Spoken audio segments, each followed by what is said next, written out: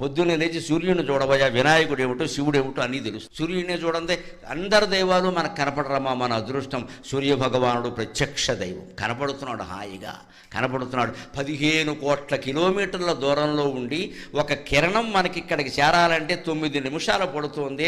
అంత 9 నిమిషాల్లో కొన్ని కోట్ల కిరణాలని భూమండలానికి అందించి భూమండలాన్ని అంతటినీ తేజోవంతం చేస్తున్న సూర్యుడికి ఎన్ని నమస్కారాలు చేస్తే రుణం తీరుతుంది.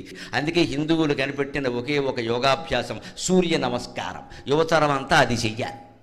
జమ్ము కాదు పనిలే. డాబా మీద సూర్య నమస్కారాలు చేయి. అది కొనడు, 4 యంత్రాలు కొంటాడు, పైకి లేపుతాడు, కిందకి తీస్తాడు, 4 రోజులు వాడతాడు. 4 రోజులు అయ్యాక దాని మీద తువ్వాళ్ళును బనీన్లు ఆరేస్తాడు.